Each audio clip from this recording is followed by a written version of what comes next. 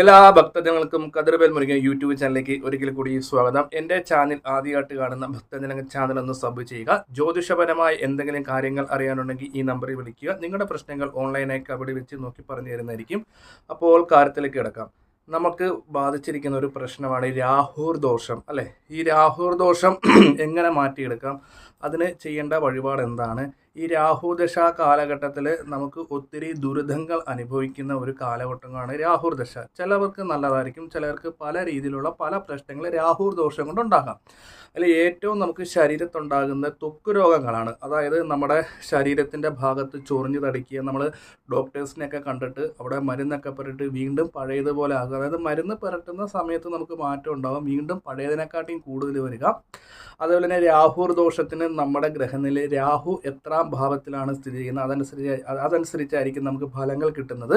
സാമ്പത്തികത്തിൽ നല്ലപോലെ നഷ്ടങ്ങൾ വരുന്ന ഒരു ദശയും കൂടെയാണ് രാഹുർ ദശ.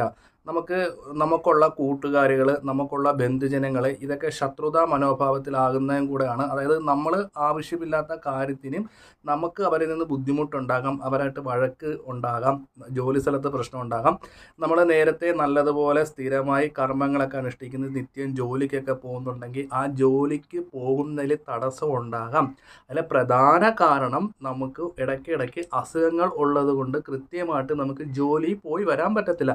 അങ്ങനെ കൃത്യമായി ജോലിക്ക് പോകാതിരിക്കുമ്പോൾ അവിടുത്തെ മേലുദ്യോഗസ്ഥർ പറയും, നീ നാളെ തൊട്ട് ജോലിക്ക് വരണ്ട, ഇങ്ങനെ പോയാൽ പറ്റത്തില്ല.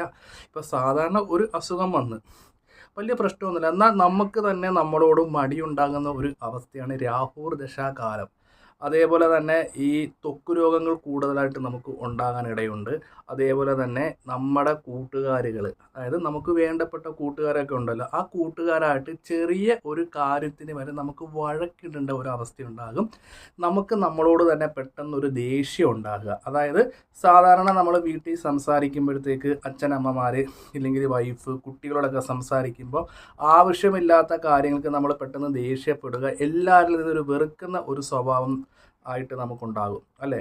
പെട്ടെന്ന് ദേഷ്യം വിടുക. ഇല്ലെങ്കിൽ നമ്മൾ കൃത്യമായ ഓരോ കാര്യങ്ങൾ, നമ്മൾ എല്ലാ ദിവസവും അമ്പലത്തിൽ പോകുന്നു, നമ്മൾ ജോലിക്ക് പോകുന്നു, ആ ഒരു കാര്യത്തിന് തടസ്സങ്ങൾ നേരിടുക. ശരീരത്തെ എപ്പോഴും ഒരു ക്ഷീണ അവസ്ഥയായിരിക്കും. രാത്രി കാലങ്ങളിൽ നമ്മൾ ഒരു 10 മണി 11 മണിയിട്ട് ഉറക്കം വരുന്നില്ല, വെളുക്കാറായി വരുമ്പോഴത്തേക്ക് ഉറക്കങ്ങൾ വരുന്നു. നമുക്ക് വല്ലാത്ത രീതിയിലുള്ള ബുദ്ധിമുട്ടുകൾ, അങ്ങനെ മാനസിക വിഷമങ്ങളൊക്കെ രാഹുർ ദശ കാലഘട്ടത്തിൽ ഉണ്ടാകും. അപ്പോൾ രാഹുർ ദോഷങ്ങളും രാഹു ദശാകാലങ്ങളും നമ്മൾ മാറാൻ വേണ്ടി ഏത് രീതിയിലുള്ള വഴിപാടുകളാണ് നമുക്ക് ചെയ്യേണ്ടത് നമുക്ക് നോക്കാം.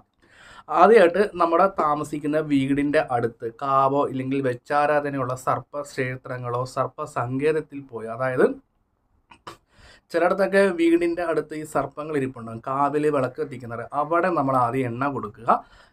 രണ്ടാമത്തെ കാര്യം, നമ്മുടെ അച്ചം വഴിയുള്ള കുടുംബക്ഷേത്രത്തിൽ സർപ്പദൈവങ്ങളെ പോയി പ്രീതിപ്പെടുത്തേണ്ട വളരെ അധികം അത്യാവശ്യമാണ്. മൂന്നാമത്തെ കാര്യം, നവഗ്രഹ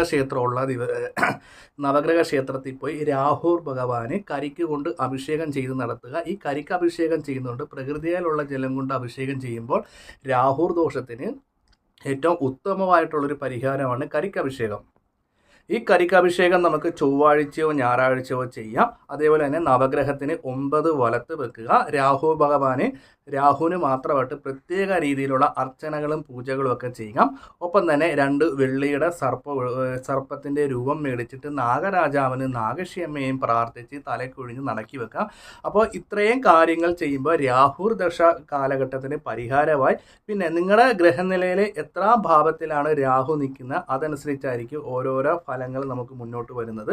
അപ്പോൾ ജ്യോതിഷപരമായ എന്തെങ്കിലും കാര്യങ്ങൾ അറിയാനുണ്ടെങ്കിൽ ഈ നമ്പറിൽ വിളിക്കുക. രാഹുർ ദശയെക്കുറിച്ച് കൂടുതൽ കാര്യങ്ങൾ ഞാൻ പറഞ്ഞു തരുന്നതായിരിക്കും. അപ്പോൾ മറ്റൊരു വീഡിയോയിൽ